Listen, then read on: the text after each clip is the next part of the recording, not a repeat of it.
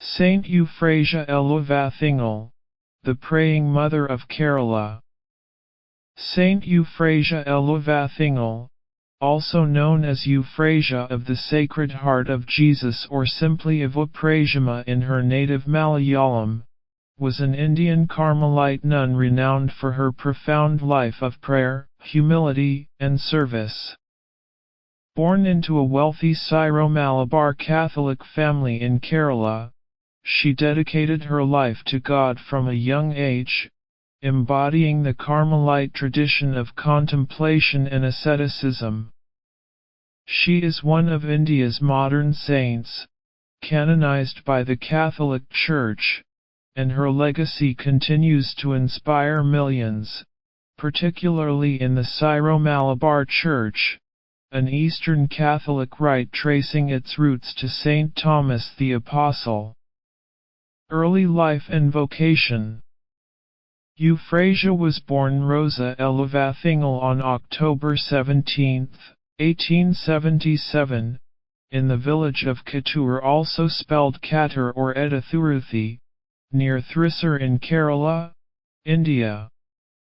She was the eldest child of Antony Eluvathingal Chirpikaran, a prosperous landowner with extensive coconut plantations, and Kunjethi, or Kunjethi Eluvathingal, a deeply pious woman who instilled in her children a strong devotion to the Virgin Mary, the Rosary, and the Holy Massachusetts, baptized on October 25, 1877, at the Mother of Carmel Church in Edathuruthi. Rosa grew up in a devout Nazrani St. Thomas Christian family amid material wealth but with a spiritual focus. From childhood, Rosa showed an extraordinary inclination toward God. At the age of 9, she reportedly had a vision of the Blessed Virgin Mary, which prompted her to vow perpetual virginity and commit her life entirely to divine service. This early mystical experience marked the beginning of her spiritual journey. However, her father initially opposed her religious aspirations, hoping to arrange a marriage with a son from another prominent family. Undeterred, Rosa persisted through prayer, penance, fasting, and abstinence for 2 years. At age 10, in 1888, her father relented and accompanied her to the boarding school attached to the newly founded indigenous Carmelite community at Kunamavu in Ernakulam district.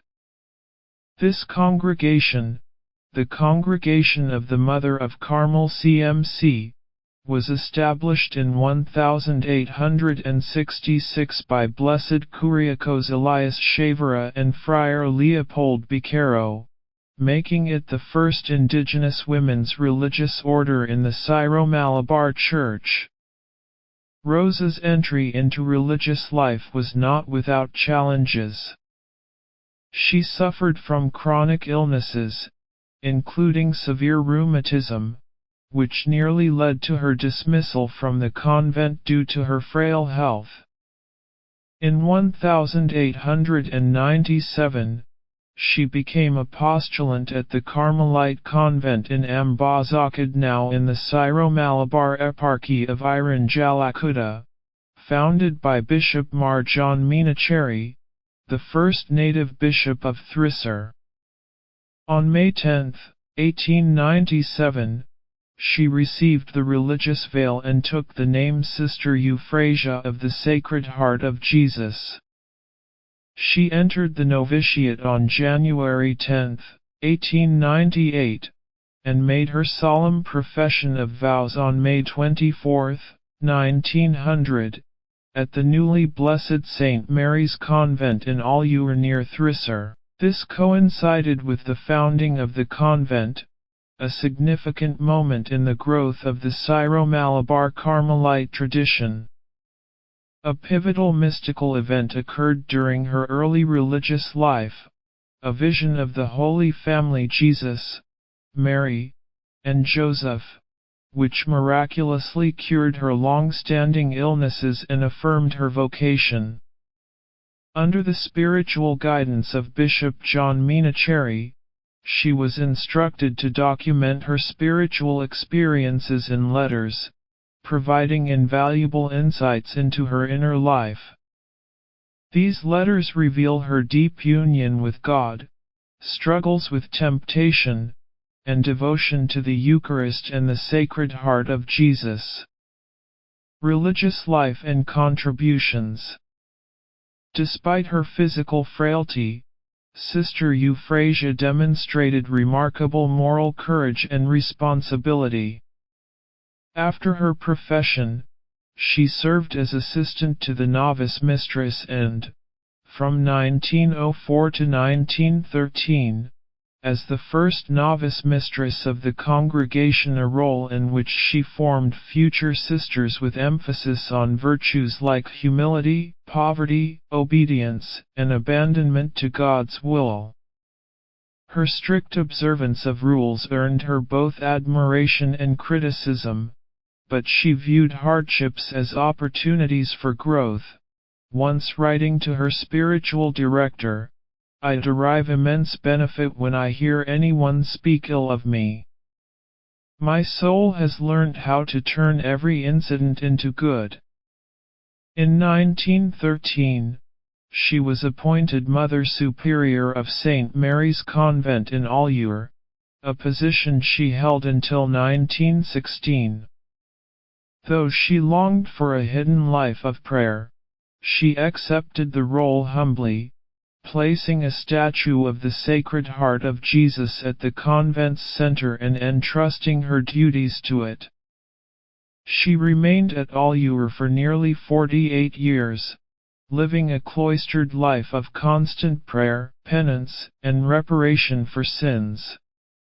Known as the Praying Mother or Mobile Tabernacle by her community and locals, she spent hours daily before the Blessed Sacrament, adoring the Eucharist, reciting the Rosary, and contemplating Christ's Passion. Her room was called the Bethlehem of Silence, reflecting her asceticism and bilokation appearing in two places at once, and other mystical gifts were attributed to her. Euphrasia extended her charity beyond the convent walls. She assisted the poor, consoled the suffering, interceded for families, and even prayed for souls in purgatory.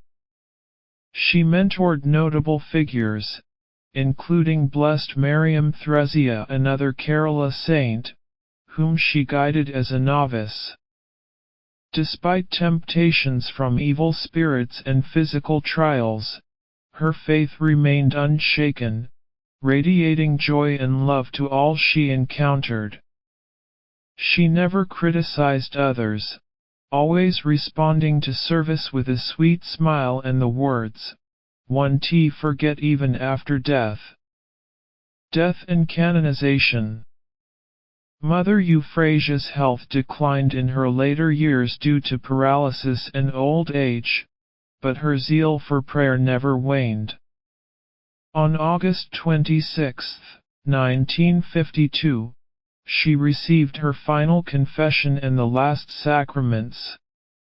She passed away peacefully on August 29, 1952, at age 74, in St. Mary's Convent, Allure. Miraculously, the church bell at nearby Cheralayam parish rang continuously upon her death, a sign interpreted as heavenly confirmation of her sanctity. Her cause for canonization began in 1987 when Archbishop Mar Joseph Kundukulam declared her a servant of God and established a diocesan tribunal.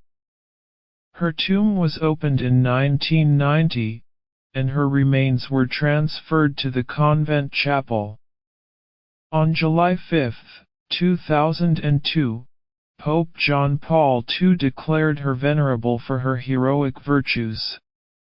She was beatified on December 3, 2006, in St. Anthony's Forain Church, Allure, by Major Archbishop Euphrasia on behalf of Pope Benedict XVI, the 5th blessed from Kerala and 6th from India.